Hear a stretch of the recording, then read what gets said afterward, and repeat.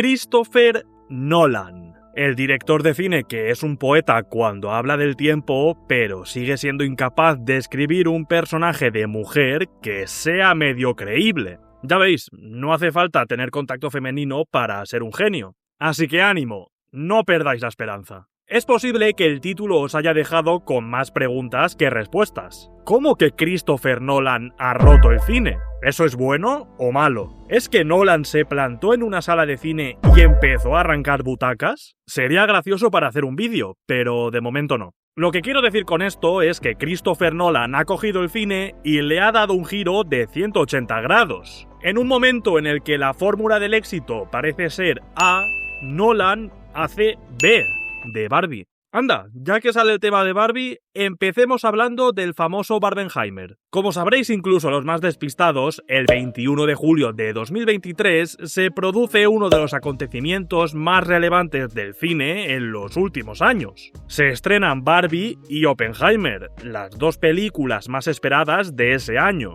Qué bien, ¿verdad? Luego te tiras meses sin ir al cine porque lo mejor que hay es Padre no hay más que uno. No voy a explicaros todo lo que pasó en aquel gran estreno porque lo sabéis de sobra. Fue la primera vez y la última que veréis una sala de cine con más de 20 personas. Pero algo que medio pasamos por alto es que dos películas tan diferentes generasen tanta expectación. Y no lo digo en el modo de una película es rosita y cozy y la otra va de destrucción, bombas y de quedarte sordo en el cine. Barbie era una película con una visión de autor sorprendentemente grande para una historia de esas características. Pero lo que llamaba la atención en primer lugar era el reparto y el hecho de que era una película sobre Barbie. Ese dúo de protagonistas y la etiqueta de Barbie eran suficientes para ser una de las películas más esperadas del año.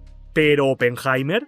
¿Qué narices tenía Oppenheimer para ser una película tan esperada? Un biopic de 3 horas sobre un científico, con metraje en blanco y negro y con una visión de autor total y absoluta. Esto es lo contrario al cine mainstream. Me imagino a un par de pobres niñas viendo la película por el Barbenheimer y pensando, Dios mío, ¿dónde cojones nos hemos metido? Pero Nolan, con sus dos pedazos de bombas atómicas, consiguió que Oppenheimer enamorase a muchísimas personas que bajo otras circunstancias jamás hubiesen visto una película de esas características. Gente que vio por casualidad una película muy alejada a lo que solía ver, reconoció que era una grandísima película y la aplaudió incluso más que a Barbie. ¿Cómo es posible que una obra de características radicalmente opuestas a lo mainstream genere opiniones tan positivas entre el público general? Esto es muy sencillo de entender, pero tenemos que viajar hacia atrás en la filmografía del director.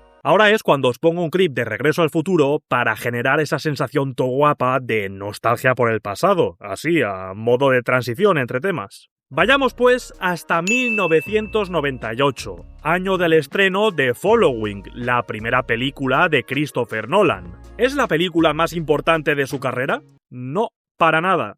Pero siempre está bien mencionar el debut, le da seriedad al vídeo. La cosa es que desde ese debut, en 1998, hasta Oppenheimer, en 2023, 25 años de diferencia, por si sois más de Spielberg que de matemáticas. Nolan moldea un estilo de cine muy grande, pero a la vez muy personal. El primer ejemplo es su segunda película, Memento, uno de sus grandes clásicos y película por la que obtiene el apellido Nolan, porque desde entonces, cuando estrena una película, no la entiende nadie. Las películas que siguen se pueden decir casi de carrerilla. Insomnia, Batman Begins, El truco final, El caballero oscuro, Origen, El caballero oscuro, La leyenda renace, Interestelar, Dunkerque, Tenet y Abre Jaime. Y su último estreno, claro, La Odisea. Una trayectoria llena de peliculones de autor, de entregas que son historia del cine de superhéroes y de lo que cojones sea esto. Precisamente creo que por ahí se explica lo que hace a Nolan tan especial. Su trayectoria mezcla películas de autor con otras más enfocadas al público general, pero en todas se ve su huella y su influencia. Es un director con un estilo tan concreto que es difícil no identificarlo. Básicamente es ver una película suya y no entenderla del todo. pero no en un sentido de no entender nada y tener pesadillas por la noche. Ese es David Lynch, ¿vale? No los confundáis. Más bien en un sentido de no entender nada y de tener el peor dolor de cabeza de tu vida. Lo curioso es que Nolan ha conseguido que su cine sea incluso mainstream cuando la gran mayoría de su filmografía son películas bastante crípticas. Christopher Nolan es el Dark Souls del cine.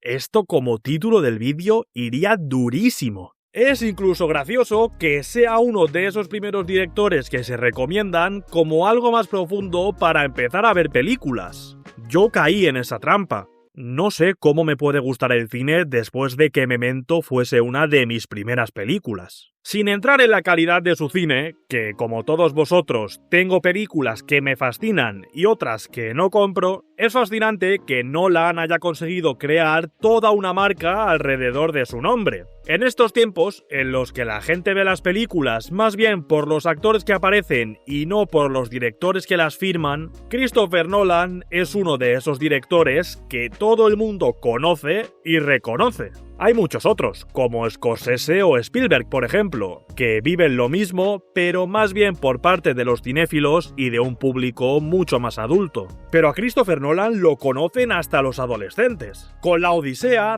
todo el mundo sabe que es el estreno de la nueva película de Nolan. Y no solo eso, es que la gente tiene ganas de verla. Una película que es la adaptación de una obra escrita en el siglo VIII a.C. Una obra que vemos tan lejana y tan ajena a nosotros que estoy seguro de que el 90% de personas que veis este vídeo no sabéis de qué narices va. Pero aquí está Nolan, adaptando esa obra y descubriendo la Odisea a millones de personas que a partir de ahora, cuando la escuchen mencionar, no pensarán en la obra de Homero, pensarán en la película de Christopher Nolan. Además, consiguiendo que cada estreno suyo sea un gran evento que llena las salas, o por lo menos que las llena más que muchos estrenos juntos. Estos niveles de influencia en el público también provocan que Nolan tenga un privilegio que no tienen más de 2 o 3 directores: control creativo en sus películas y cheques en blanco para hacerlas. Esto no es poca cosa, y también explica su nivel de regularidad y que cada estreno mantenga los niveles de calidad a los que nos ha acostumbrado. Porque ahora mismo, muchísimos directores, excelentes directores, necesitan sangre, sudor y lágrimas para sacar adelante proyectos con 1000 condiciones y limitaciones por parte de las productoras. Sin ir más lejos, Luca Guadagnino, uno de los directores más interesantes de la última década, casi se ha quedado sin su película sobre Sam Altman después de que Amazon firmara un acuerdo con OpenAI. Porque las trabas visibles son las económicas. Conocemos cientos de casos de directores que han querido hacer una película y no han podido por falta de recursos. Sin ir más lejos, Coppola y sus viñedos. Que Nolan tenga tantas facilidades para hacer películas tan peculiares es un auténtico milagro dentro de una industria que cada día está un poquito más rota. Por eso decía que Christopher Nolan ha roto el cine.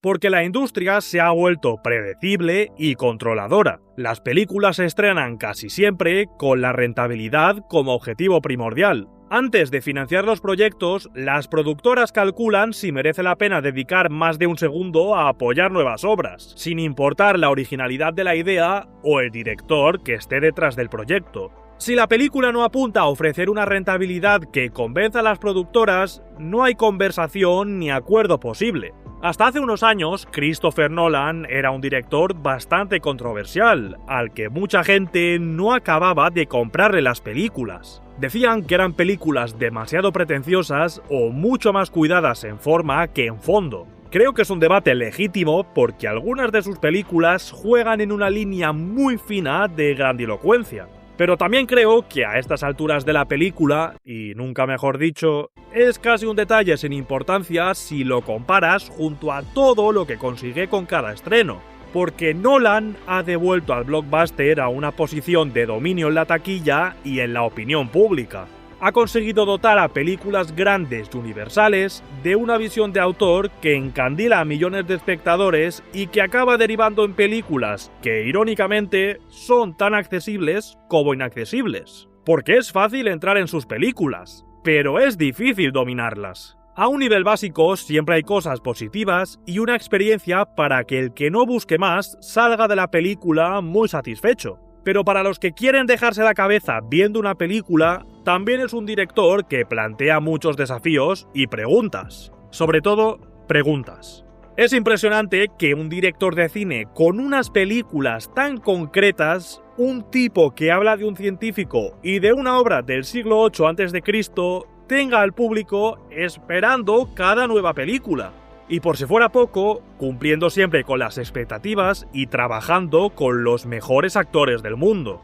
Como en muchas de sus películas, Nolan ha cambiado las reglas. En un momento en el que la industria tambalea, ha creado su propia industria. Una manera de hacer cine radicalmente opuesta a la que marcan los estándares de Hollywood, y que funciona tan bien o incluso mejor que los grandes estrenos creados al milímetro para facturar hasta el último céntimo posible.